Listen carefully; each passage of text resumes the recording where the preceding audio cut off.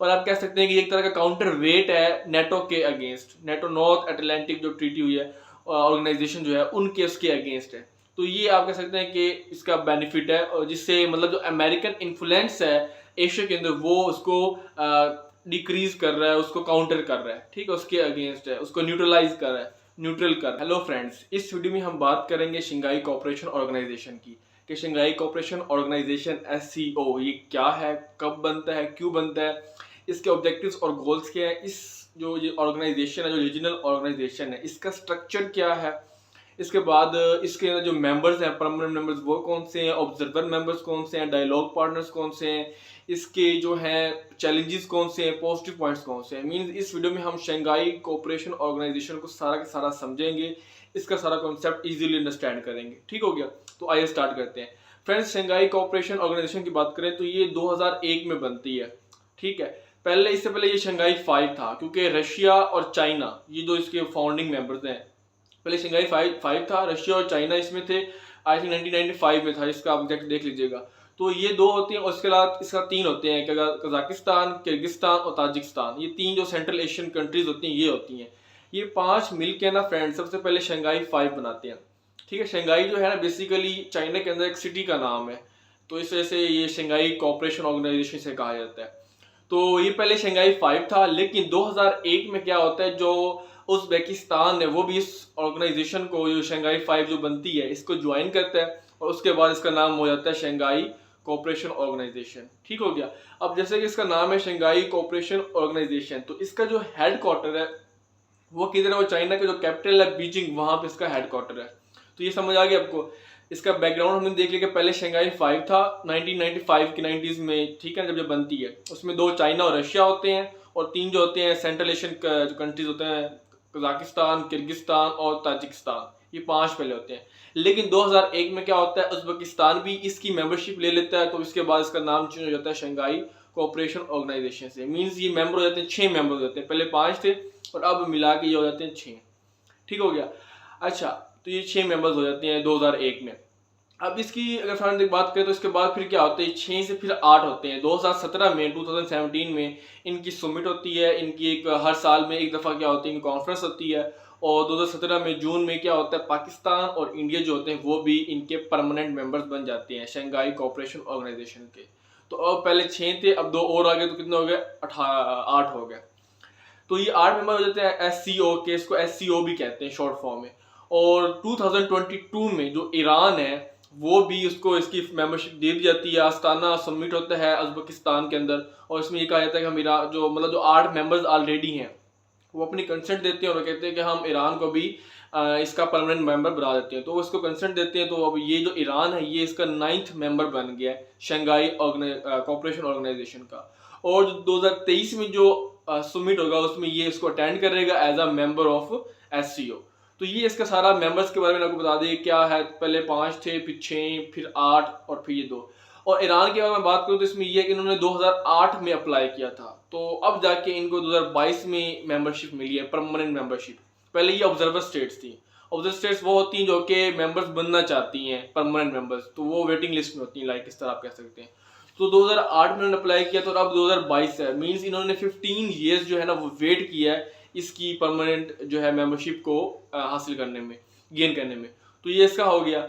अब इसके friends official language की बात करें तो इसमें क्या है, देखें, चाइना है और रशिया है, 2 बड़े जो कंट्रीज हैं जो कि फाउंडिंग कंट्रीज जो बनाने वाले हैं। तो उन्हीं की जो लैंग्वेज होगी वो इनकी जो है ना लैंग्वेज है इस ऑर्गेनाइजेशन की, मतलब रशियन लैंग्वेज और चाइनीज लैंग्वेज इनकी ऑफिशियल लैंग्वेज है। ठीक हो गया। तो फ्रेंड्स, ये जो ऑर्गेनाइजेशन है इसकी 2 परमानेंट बॉडीज हैं, एक है एग्जीक्यूटिव कमेटी ऑफ रैट्स और एक है secretariat. Rats mean regional anti terrorist structure. ठीक है, इसका मेन जो पर्पस था ना वो यही था, सिक्योरिटी को मेंटेन रखना, टेररिस्ट को खत्म करना। तो एक परमानेंट बॉडी है जिसको रैट्स कहते हैं, RATS, rats, regional anti terrorist structure. और दूसरी जो बॉडी है वो सेक्रेटेरिएट है। ठीक हो गया। तो फ्रेंड्स, जो रैट्स का हेडक्वार्टर है वो है ताशकंद के अंदर, और जो सेक्रेटेरिएट है उसका जो हेडक्वार्टर है वो है बीजिंग के अंदर। बीजिंग आपको पता है चाइना का कैपिटल है।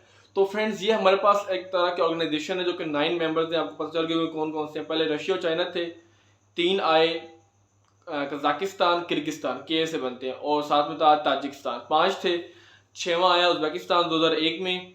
ठीक हो गए, 6 हो गए, 2 और आए इंडिया और पाकिस्तान, 8 हो गए, और 9 अब ईरान आ गए, तो ये 9 मेंबर्स हो गए।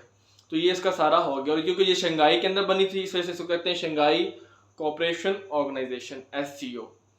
अब इसको दोस्तों देखें ना, ऑब्जर्वर स्टेट्स वो कौन सी हैं। एक हमारे पास है टर्की, एक मंगोलिया और एक बेलारूस। ये 3 जो कंट्रीज हैं ना अभी भी ऑब्जर्वर स्टेट्स है। ऑब्जर्वर स्टेट्स मीन ये विलिंग है कि हमें भी परमानेंट मेंबरशिप जो है वो दे दी जाए, तो ये इनके आएंगे ऑब्जर्वर स्टेट्स।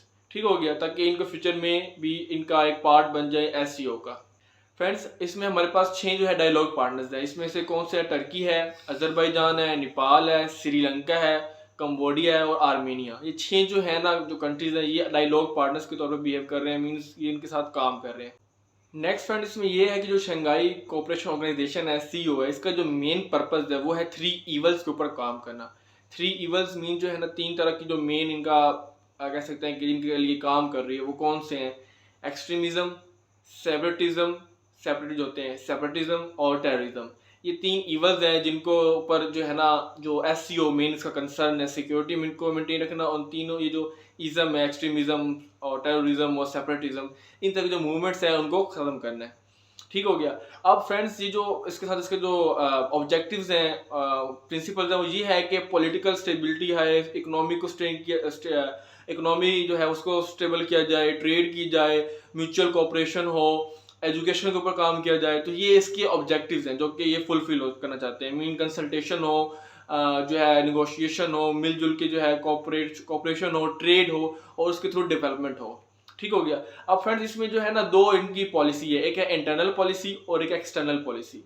इंटरनल पॉलिसी में क्या जाता है? म्यूचुअल ट्रस्ट, म्यूचुअल रिलेशनशिप और म्यूचुअल कोऑपरेशन आ जाती है। ठीक है, ये इनकी इंटरनल पॉलिसी है कि इंटरनल तौर पे जो है ना आपस में म्यूचुअल ट्रस्ट बिल्ड करेंगे, म्यूचुअल कोऑपरेशन होगी, म्यूचुअल कंसल्टेशन होगी। और जो एक्सटर्नल पॉलिसी है वो ये है कि एक्सटर्नल तौर पे जो है ना नॉन अलाइनमेंट उसको वो ख़त्म करेंगे, और उसके अलावा जो नॉन टारगेटिंग है उसके ऊपर वो करेंगे। मतलब नॉन अलाइनमेंट के ऊपर काम करेंगे और नॉन टारगेटिंग होंगे। मीन अलाइनमेंट मीन अलायंस नहीं बनाएंगे, लाइक जैसे पहले बनते थे वर्ल्ड वॉर 1 में, वर्ल्ड वॉर 2 के टाइम पे। तो उसको अवॉइड करने के लिए इसका काम है नॉन अलाइनमेंट हो, कोई ब्लॉक ना बने, ताकि कुछ फर्दर मीन्स जो है ना वो जो चीज़ें हैं या लाइक डिस्ट्रक्शन की तरफ ना जाए।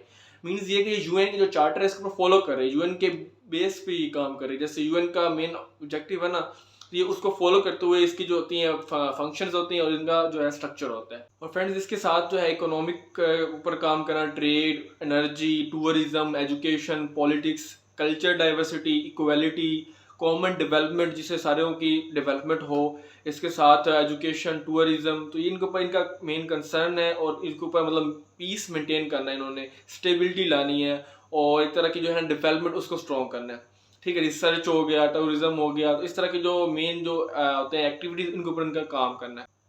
नेक्स्ट फ्रेंड्स इसके स्ट्रक्चर और वर्किंग की बात करें तो इसमें जो हमारे पास सबसे सुप्रीम जो इनकी बॉडी है वो है heads of state council, HSC, heads of state council. ये इनकी सुप्रीम डिसीजन मेकिंग बॉडी है। मींस ये एक साल में एक दफ़ा मिलते हैं, सारे मेंबर्स इंपॉर्टेंट जो टॉपिक्स होते हैं, मैटर्स होते हैं, उनके ऊपर डिस्कस करते हैं और उनके ऊपर मींस निगोशिएशन करते हैं।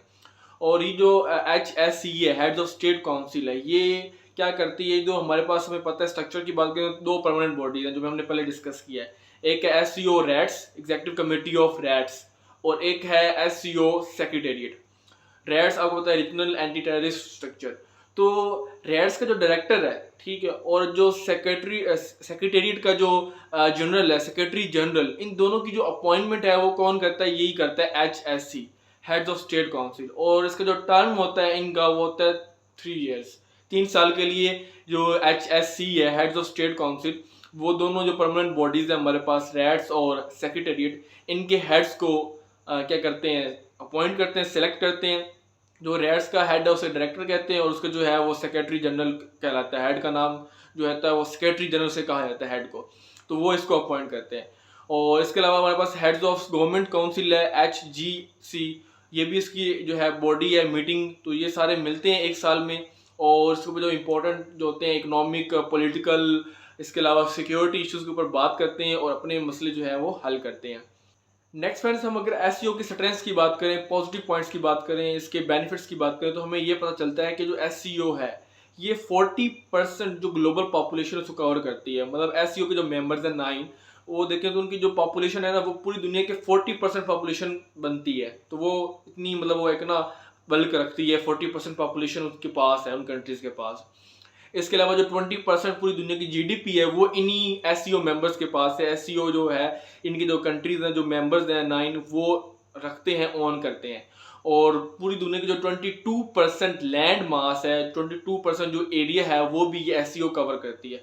तो आप इससे आइडिया लगा सकते हैं कि एससीओ की कितनी इंपॉर्टेंस है, सिग्निफिकेंस है, कि इसके पास कितना मेजोरिटी पोर्शन है पॉपुलेशन के हवाले से भी, जीडीपी के रिगार्डिंग भी, और इसके साथ साथ एरिया के रिगार्डिंग भी इसके पास काफ़ी ज़्यादा है। तो ये सेंट्रल एशियन कंट्रीज़ के लिए और बाकी साउथ एशियन कंट्रीज़ के लिए, एशिया के जो कंट्रीज़ हैं उनके लिए बहुत इंपॉर्टेंट है, ज्योग्राफिकली भी और स्ट्रेटेजिकली भी। ठीक हो गया।